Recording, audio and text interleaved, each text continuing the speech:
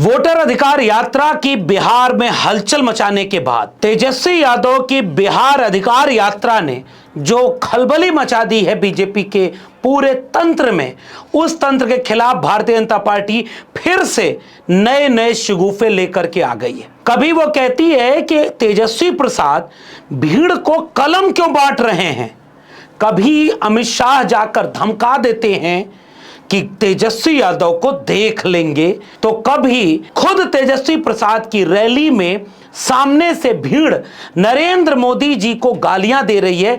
ऐसी वीडियो बना करके प्रचारित किया जा रहा है कि फिर मोदी जी की मां का अपमान हो रहा है।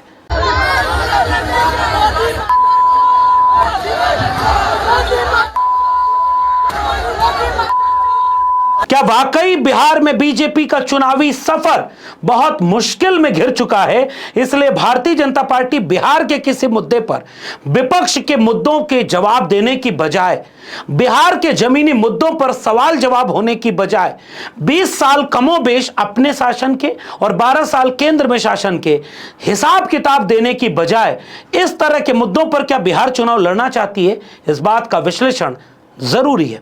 मगर गौर से जरा देखिए कि बिहार में तेजस्वी के बिहार अधिकार यात्रा का हुजूम किस कदर उमड़ा पड़ा है। यह भीड़ जो आपकी स्क्रीन पर दिख रही है, यह भीड़ उसी बिहार के लोगों की है जिनको कभी नरेंद्र मोदी अपनी रैलियों में देखकर लहालोट होते हैं, लेकिन जब वह भीड़ विपक्ष की रैलियों में दिखे तो उसे वोटर न माना जाए, उसका अपमान करा जाए और उस पर चर्चा न की जाए। टेलीविजन चैनल कभी भी इस तरह की बिहार के महागठबंधन की रैली नहीं दिखाएगा। मिसाल के तौर पर अगर मैं आपसे पूछूं कि आपने भारतीय कम्युनिस्ट पार्टी माले यानी दीपांकर भट्टाचार्य, जिसके राष्ट्रीय महासचिव हैं, जिसके 12 विधायक हैं आज की तारीख में बिहार में, माले ने जमीन पर जाने कितनी रैलियां निकाली, माले ने जमीन पर कितने आंदोलन किए, माले के विधायकों का रिपोर्ट कार्ड कितना अच्छा है, इस पर आपने कोई एक रिपोर्ट, कोई एक टीवी चैनल, किसी एक तरह की बात देखी क्या? क्योंकि मीडिया चाहता नहीं कि वो लोग जो जमीन पर मजबूत हैं वो लोग मीडिया में मजबूत दिखें, इसलिए भाकपा माले को कमजोर दिखाया जाएगा। भाकपा माले जैसे दल जो जमीन पर काम करते हैं वो कमजोर दिखाए जाएंगे। और तेजस्वी यादव की आरजेडी जिस तरह जमीन पर मजबूत है, वो तो आप इन दृश्यों में गौर से देखिए। इन दृश्यों को देखने के बाद सवाल पूछिए कि यह बिहार अधिकार यात्रा की कितनी खबरें आपने किस टेलीविजन चैनल पर, किस सोशल मीडिया प्लेटफॉर्म पर, और अखबार की तो बात ही छोड़ दीजिए, कहीं देखी है क्या? क्योंकि ब्लैकआउट किया जाए, विपक्ष के आंदोलनों को ब्लैकआउट किया जाए। यह तो गनीमत है कि पूरा महागठबंधन जब वोटर अधिकार यात्रा में शामिल हो गया तो मजबूरी में ही सही उसे दिखाना था, तो मां को गाली दी गई, यह वाला विमर्श पूरे देश में बीजेपी ने उठान पर मचा दिया। फिर इस बार जब जनता लग रहा है कि बीजेपी को चुनौती दे रही है, तो चुनाव में बीजेपी अब किन मुद्दों का इस्तेमाल कर रही है? कलम को भीड़ के सामने देना है। तेजस्वी यादव उस भीड़ को कलम हाथ में देना चाहते हैं, और यह पहली बार नहीं है। तेजस्वी यादव जब पिछली बार गठबंधन की सरकार में शामिल हुए तो उन्होंने जब नौकरियां 5 लाख देने का काम मिशन के तौर पर चलाया था, तेजस्वी यादव ने उस दौरान अपने भाषणों में जिक्र किया कि तलवार हर हाथ में बांटने वाले दौर में हम हर हाथ में कलम देना चाहते हैं। वही प्रतीक के रूप में इस्तेमाल करते हुए तेजस्वी प्रसाद बिहार वासियों के हाथ में कलम देना चाह रहे हो, और वो कलम उनको दी जा रही हो तो बीजेपी के ट्रोलर ये कहने लगे कि कलम फेंक कर दी जा रही है। ये वही बीजेपी के ट्रोलर हैं जो नकल मारकर पास होने को तो न्याय मानते हैं, लेकिन पैर से अगर किताब छू जाए तो विद्या मां का अपमान मानते हैं।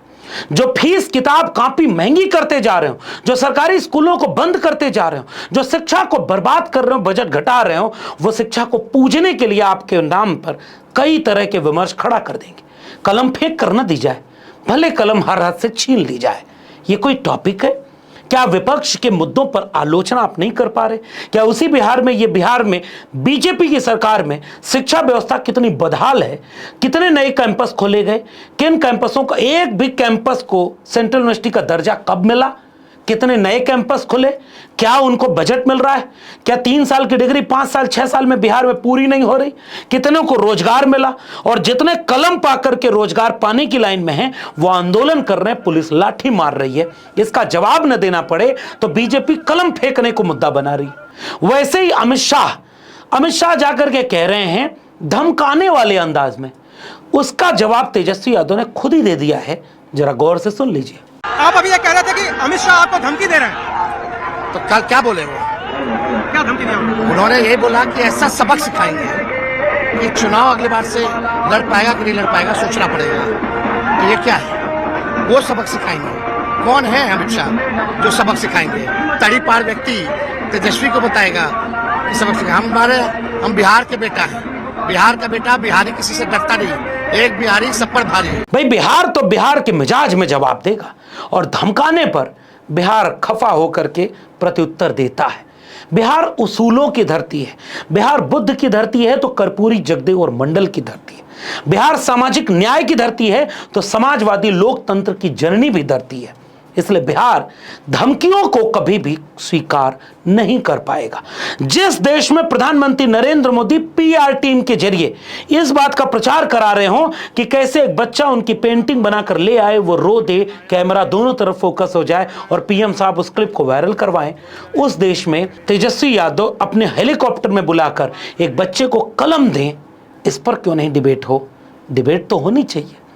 डिबेट होनी चाहिए कि तेजस्वी यादव अपनी रैलियों में बिहार के मुद्दों पर बात कर रहे हैं। जैसे मैं अभी आपको जो सुनाने जा रहा हूं, चूहे बिहार के स्वास्थ्य व्यवस्था को भीतर से कैसे कुतर रहे हैं, भ्रष्टाचार बिहार को कैसे लील रहा है, पलायन कैसे बिहार का मुद्दा है, जाति जनगणना और सामाजिक न्याय कैसे बिहार चुनाव का एजेंडा है, 65% आरक्षण जिस पर बीजेपी अब कुछ नहीं बोल रही है, जाति जनगणना के बाद आरक्षण की सीमा को बढ़ाया जाए, नवी अनुसूची में आरक्षण को डाला जाए, बिहार में शिक्षा हो, बिहार में रोजगार हो, पलायन रुके, फैक्ट्रियां खुलें, निवेश बढ़े और बिहार के आत्मसम्मान को वापस लौटाया जाए। इन मुद्दों को आप तेजस्वी यादव के भाषण में सुन सकते हैं, दीपांकर भट्टाचार्य के यहां सुनेंगे, मुकेश सहनी के यहां सुनेंगे, यानी विपक्ष के यहां सुनेंगे आप। और इसीलिए तेजस्वी चेहरा है, लेकिन मीडिया में खबर प्लांट करके दिखाई जाएगी कि कांग्रेस, जिसका वाकई कोई बहुत जनाधार मजबूत नहीं है, वो 100 सीटों पर लड़ने जा रही। तेजस्वी लड़ गए, गठबंधन टूट गया, लेकिन बिहार के मुद्दों पर बात नहीं होगी। तेजस्वी कैसे बिहार के मुद्दों पर बात कर रहे हैं, उसकी एक वानगी आप भी सुन लीजिए।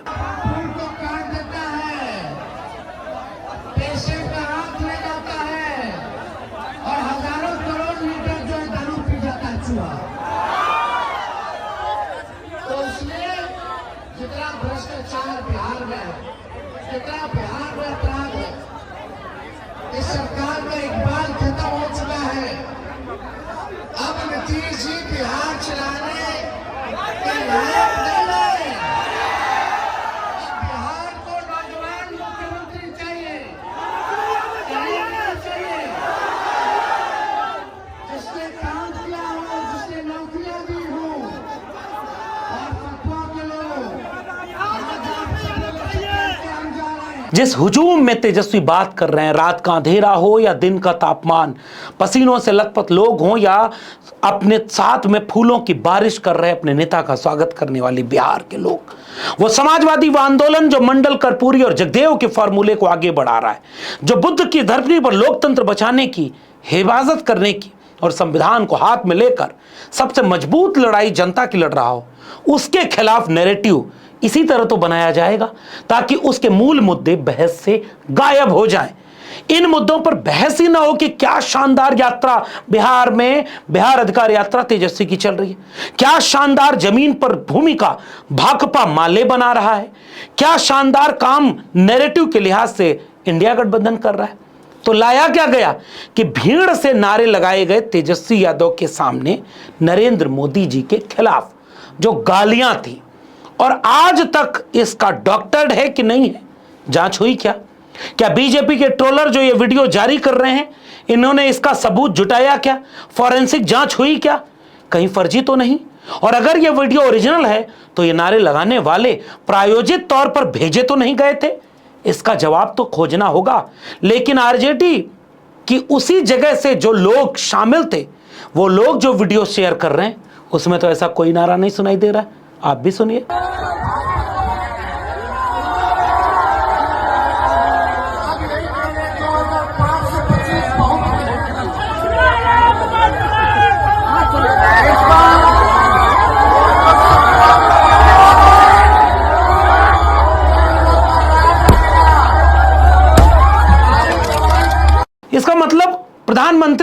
गाली दी जा रही है, प्रधानमंत्री जी की मां का अपमान हो रहा है। आरजेडी मां का अपमान करे, क्यों करेगी भाई? लालू प्रसाद लड़े, निजी हमला कभी नहीं किया। मुलायम सिंह यादव लड़े, निजी हमले पर राजनीति नहीं ले गए। मायावती जी, कांशी राम जी, उसी देश उसी प्रदेश में तमाम लोग लड़े, इस तरह का निजी हमला नहीं किए। और प्रधानमंत्री जी, आपकी बीजेपी इन मुद्दों पर लड़ना चाह रही है। गाली किसने किसको दी? तो हिसाब बिहार मांगने लगेगा। कर्पूरी ठाकुर को गाली किसने दी? जगदेव बाबू के खिलाफ कौन था? बीपी मंडल का अपमान किसने किया? लालू प्रसाद का अपमान किसने किया? नीतीश जी का अपमान पहले कौन करता रहा? इस तरह के सवाल जब पूछे जाएंगे तो मुश्किल में फंस जाएंगे। लेकिन बिहार के इंडिया गठबंधन के लोगों को भी सजग होना होगा, और बिहार के लोगों को सजग होना होगा। कहीं ऐसा तो नहीं कि आपके बीच में प्लांटेड लोग भेजे जाएं, प्लांटेड तरीके से चौराहे पर कोई ऐसा काम करे और झंडा इंडिया गठबंधन में से किसी पार्टी का ले। उनकी जाति बिरादरी भी हो सकता है वही हो जो इंडिया गठबंधन के साथ फिट बैठ जाए कि ये देखो ये यादव, ये देखो ये मुसलमान, ये देखो ये आरजेडी वाला, ये देखो ये कांग्रेस वाला सड़क पर क्या कर रहा है, किसको गाली दे रहा है, और बाद में पता ही ना चले कि वो आदमी था कौन, किसी का भेजा हुआ था या वो क्या था। वीडियो बनाकर इसको वायरल कराकर मुद्दे को भटका दिया जाए। बीजेपी और उसके लोग ये करेंगे, लेकिन बिहार को बचाना है और बिहार के मुद्दों पर चुनाव को लाना है, तो इस तरह की सजगता हर एक जगह पर इंडिया गठबंधन को निभानी होगी और तुरंत जवाब देना होगा कि भाई ये सब फेक है, ये सब फर्जी है, और असली मुद्दों पर जवाब दो। बिहार के मुद्दों पर बिहार का चुनाव लड़ो और वोट अधिकार SIR से लेकर जाति जनगणना, शिक्षा, रोजगार, स्वास्थ्य, पढ़ाई, कमाई, दवाई, सिंचाई, महंगाई, बिहार के मुद्दों पर लड़ेगा। बिहार के मुद्दों पर 20 साल प्लस 12 साल का हिसाब मांगेगा, जवाब देना पड़ेगा। आपको क्या लगता है नीचे कमेंट बॉक्स में जरूर बताइएगा। अगर आपको वीडियो पसंद आई हो तो लोगों तक शेयर करना मत भूलिए। इस वीडियो में इतना ही। मेरे चैनल को अगर सब्सक्राइब नहीं किया है तो जाते जाते चैनल को सब्सक्राइब करना मत भूलिए। बेल आइकॉन यानी घंटी के बटन दबाएंगे तो अगली वीडियो की सूचना मिलेगी। ज्वाइन करेंगे तो हमें ताकत और हिम्मत मिलेगी। अगर आप इस वीडियो को ट्विटर यानी एक्स या फेसबुक पर देख रहे हैं तो हमें फॉलो करना मत भूलिए। सजग रहिए, सचेत रहिए और अपने मुद्दों पर अडिग रहिए।